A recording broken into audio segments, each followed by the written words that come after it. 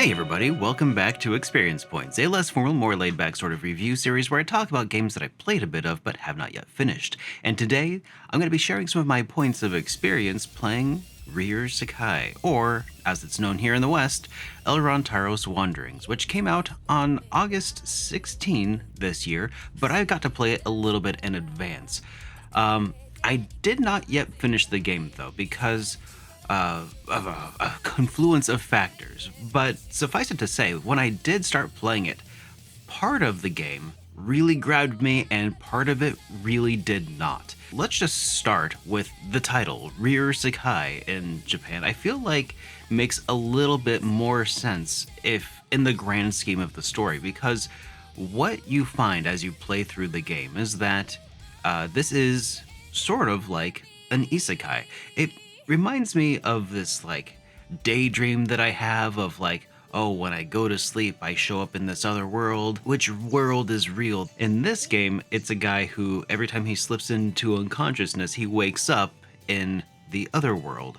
His high school in Japan days, or Elrantaros, the world of Elrantaros, which is more of a fantasy medieval sort of setting where he gets to interact. And that's where I would say 98% of the game actually takes place. And the game that takes place in Japan is purely visual novel, at least within the first 15 hours of the game or so, which is about how far I am in the game, because I kind of got hooked, and even though I don't need to finish it for an episode of Experience Point, something about it kept drawing me back in.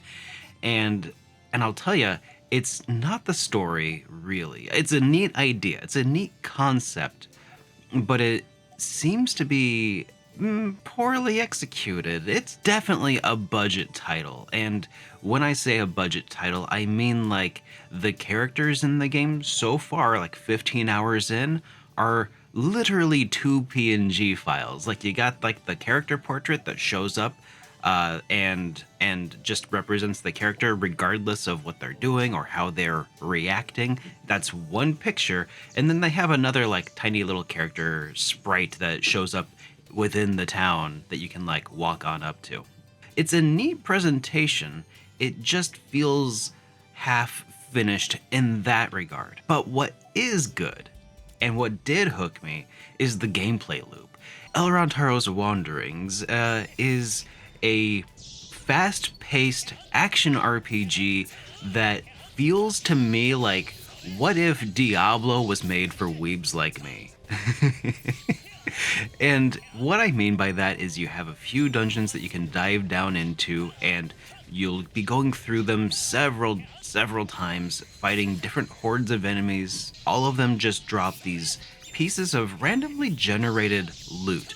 And generally, the idea of randomly generated level scaled loot is a big turnoff, but this one feels balanced in a way that feels like I'm actually making quick progress. There's no experience points that you receive to level up. Your level as a character is entirely determined by the loot that you find and equip, which then in turn raises the levels of the dungeons that you can explore. Now, the dungeons themselves, again, budget title, the overall layouts are identical regardless of like the difficulty level you choose to go through. It just changes what is populated within those routes, so like the types of enemies, the scale of those levels of those enemies, the kinds of loot that they drop, the placement of certain kinds of traps. It's gonna be a turnoff for a lot of people.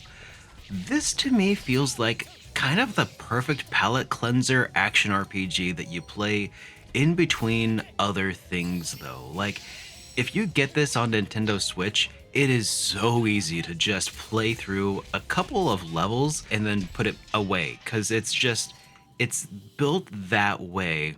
And the story doesn't matter. Honestly, I feel kind of bad. I do like the way that some of the characters look, but when I'm playing through the game, I'm mashing the A button. I'm barely registering any of what's occurring as they like build up these characters, and I'm sure that they're fine.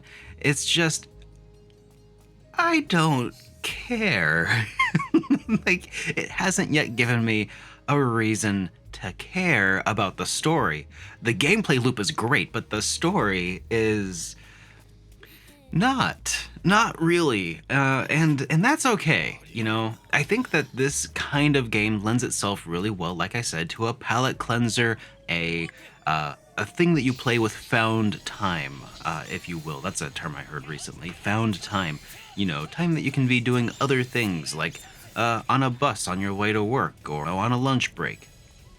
Like it lends itself well for that sort of thing.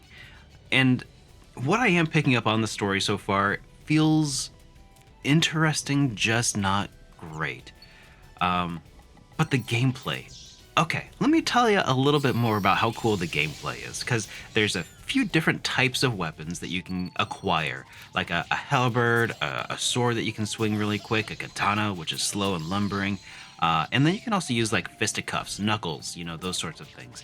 And as you acquire those, you also acquire different kinds of armors that give you different kinds of perks, and those perks are randomly generated. You can unlock certain abilities within them to build up your character the way that you want to play them. There's this other side of things outside of combat where you can do favors for people. By doing little weird missions within the dungeons, you can unlock these stories for certain characters who then provide you with other cool things that you can maybe use. And then that progresses the story, honestly, is doing these side missions for characters. It's not going to be for everybody. There's a lot of levels of abstraction as far as like what makes the story proceed. But I kind of like it. I feel weird because I know everybody else is currently just the reviews that I've like glanced at have not been particularly kind. But I think that if you give this game a go, maybe you pick it up for less than $40 unless you're getting the physical. I mean, if I spent $40 on this game, would I be disappointed? Maybe I think for like 20, $30, I'd feel a little bit better about that deal. But it's good for a certain kind of thing. It scratches a weird kind of itch in the back of my mind that a lot of other games fail to do. It really has hooked me. And when I say that, I mean like the other day I was playing through, I'm gonna get some more footage of this for the review, refresh my memory before I put out this review. About 6 hours later, I look over to my side and Amy's like sitting on my floor. She's like, "Did you win?"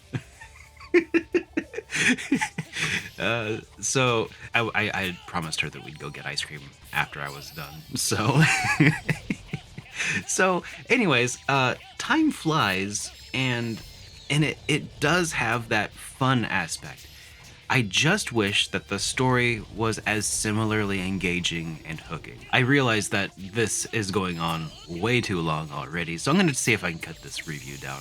If you see it, you know, inexpensively, it's one of those kinds of games that is bad, but it's also good. And I feel like a lot of other people are probably going to experience that.